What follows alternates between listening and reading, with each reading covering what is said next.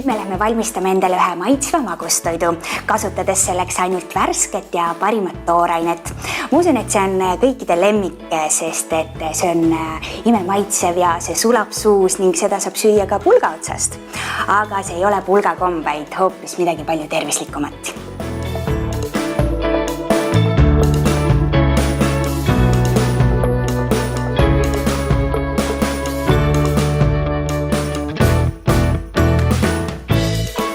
Tean, et teie perefirma sai alguse isiklikest kogemustest ja ka millised need täpsemalt olid ja kuidas kõik see alguse sai? Nagu paljud väikeettevõtjad on alustanud oma ettevõtet perevajadustest lähtuvalt, siis nii ka meil. Et meil suurem tütar, kes täna on juba 11-aastane, aga kui ta oli siis väiksem, talle väga meeldisid need jääpulgad, kuidas ise teha sügavkülmikus. Ja siis ma sattusin ühe firma peale, kes tegutses Ameerikas ja nemad teevad siis sellised ice popsid või popsitid ja seda rohkem mul hakkas huvi pakkuma, et kohe spetsiaalne masin on olemas, mis külmutab jääpulkasid või mahlapulkasid. Kuidagi see hakkaski niimoodi veerema ja niimoodi meil see pereettevõte nagu hobist saigi järsku siis ettevõte. Aga te püüate ka seda tervislikku produkti ju pakkuda, et millised need koostisained täpsemalt seal sees on? Jaa, et meie tegelikult jäätised on ju väga lihtsad. Nad on tehtud päris marjadest, puuviljadest. Lisame sinna siis juurde agavisiirupit, natuke kookospiima ja nagu smuutid ja nad on nagu külmutatud smuutid pulga otsas.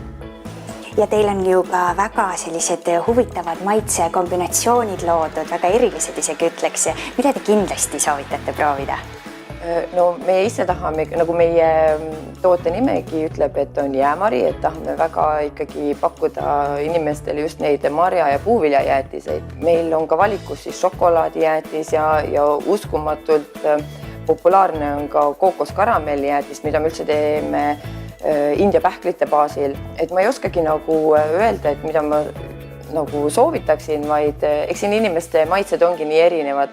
Et kui me ka üritustel käime, siis näeme, kui juba perekond või sõbrad tulevad, et võtavadki, kes tahavad nagu marjajäätiseid võtta, need võtavadki näiteks maasikavaarika mustika jäätise või siis mangovaarikas, mis on näiteks just naisterahvaste selline lemmiku ja lastele alati ju maasikas loeb. Ma arvan, et igaüks leiab mingi valiku ja on ka kindlasti selliseid jäätiseid, mida me oleme nagu sortimendis ka maha võtnud, näiteks see on oma välimuselt oli väga tore, minutes oli rohelist värvi täpikestega, oli kiivi ananasijäätis, aga miskil pärast Eesti inimesed ei armastanud kiivit jäätise kujul, et selle näiteks me oleme oma sortimendist üldse maha võtnud. Teil on ka väga vahva jäätisauto, mis käib erinevatel üritustel, nagu ma saan aru, aga teid leiab kindlasti ka poelettidel. Just nii, et kuigi see toode on ju üsna võõras ikkagi Eesti inimese jaoks, et paljud ikkagi arvavad, et on nagu mahlapulk ja siis me ikkagi üritustel või laatatel proovime ikkagi inimestele tutvustada seda toodet, et see ei ole mahlapulk, et see on ikkagi smuuti baasil tehtud jäätiseid, jäämarijäätiseid on võimalik leida ka poelettidelt just, et Rimitalu toidab sektsioonides on olemas, väikestes kohvikpoodides, talupoodides on leitav.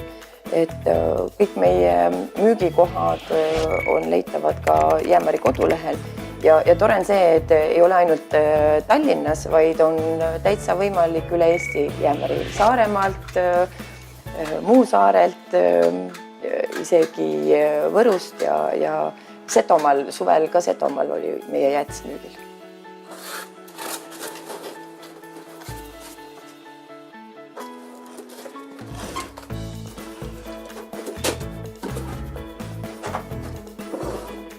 Lisaks sellele, et jäämarijäätised on tervislikud, on see ka väga hea alternatiiv just inimestele, kes ei talu näiteks piima, kes tahavad vältida suhkrut, et selline hea tervislik kamps kõigile.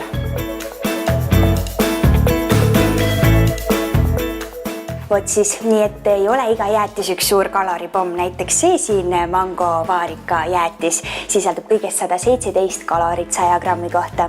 Nii et neid võib julgelt hommikust õhtuni süüa, mulle tundub. Ja Jäämarja koduleheküljel on ka iga jäätise kohta eraldi toiteväärtustabel ka olemas.